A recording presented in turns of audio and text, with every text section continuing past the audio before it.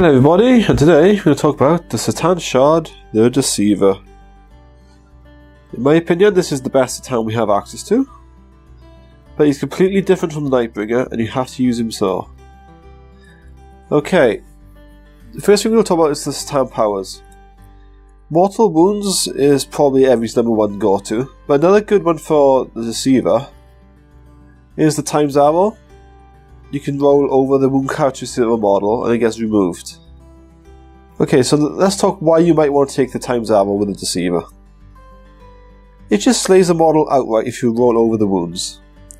Okay, so that Times Arrow is awesome for killing Primaris Space Marines, but they don't get any feel or pain or anything with the Times Arrow. So up to you what you want to use. They're both good. In most cases, the Mortal Wounds is better. But let's talk about the role of this guy. He is not a character killer. His goal is the Grand Illusion, so you can really screw up your opponent, turn one, and he's to go out and kill units with more than one wound. This is the guy you want to send out Terminators and stuff with 3 wounds. You do not want to be in combat with characters for this guy. The reason why he's so good against units more than 3 wounds is because he does 3 damage flat, and that is amazing for us anyway. So let's talk about what units to use with the Deceiver. Unit 1, Lynch Guard with War Scythes. I would recommend a unit of 5 if you wanted to go down this route. Gauss Immortals are amazing with the Deceiver, because you can redeploy them into your opponent's area, and they'll be rapid fire turn 1. So I would highly recommend a unit of Immortals with the Deceiver. Wraiths are another good choice, and so are Praetorians. And Praetorians are very expensive, but they do have reanimation. The reason why Wraiths are good is because they have a 3-up invent, and they can help them take out fast units because they do a lot of attacks. The reason you take the War Scythe and go with the Deceiver is because they do 2 wounds flat. As I mentioned, he's a unit killer, not a character killer.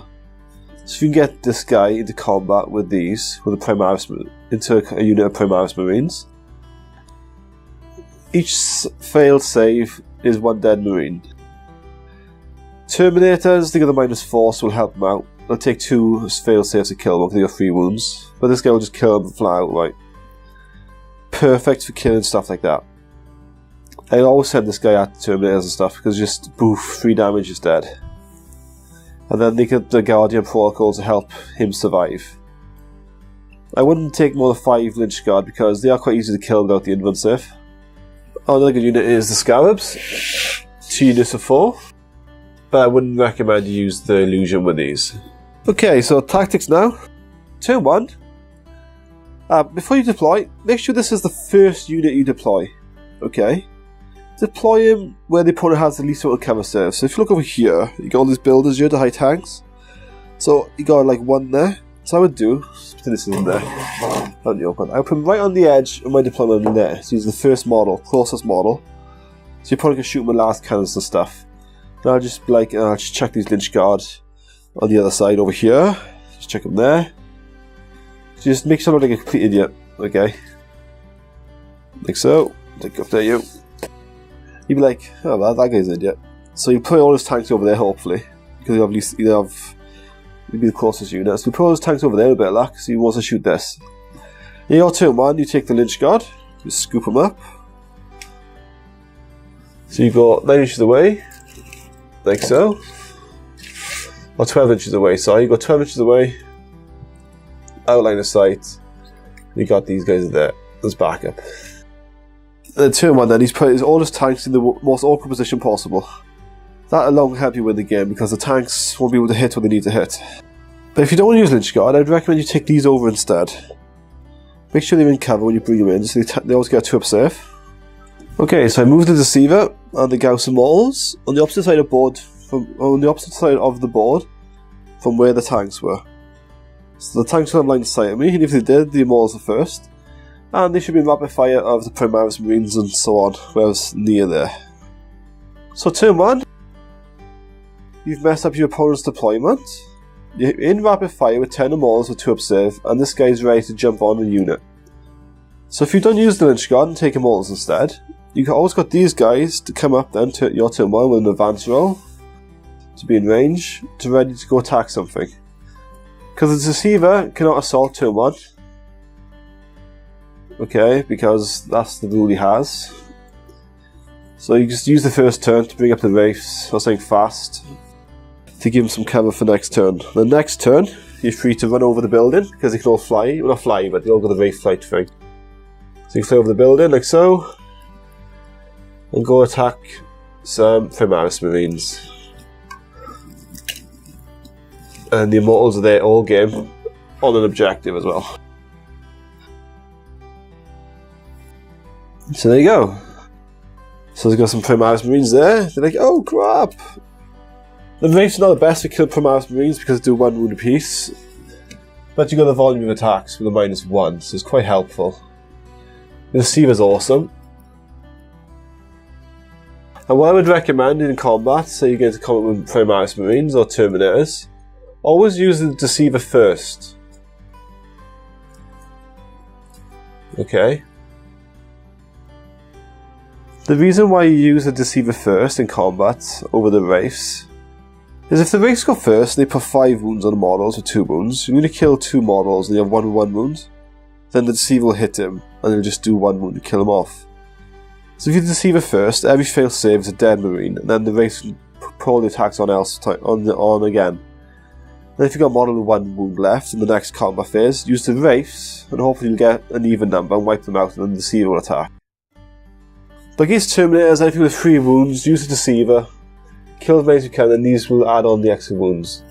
That's why I prefer to use Lynch Guard with the Deceiver, because he kills off units. The Scabs you can send up turn 1 as well with the Wraiths and advance them. And turn 1 you're very effective at fighting force, cause a lot of pressure on your opponent. But the Deceiver, you want to try and avoid heavy hitters, like you want to stay away from the very nasty characters. If you can't help but fight him, you have to fight them. He's quite nasty in combat himself, but he's not the best.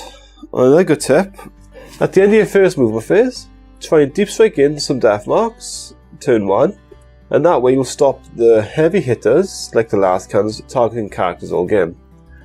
You also got a chance to put a mortal wound on a thing or 2, so shooting up a tank is not a bad idea. And that's basically all he's good for. But the main power with the Deceiver is the Grand Illusion. Not the best for killing characters, but absolutely lethal against Marines and Terminators. I just wish that the Nightbringer did 3 wounds apiece and wounds on 2s, like this guy. He does a wound on 2s with just 3 damage, is awesome.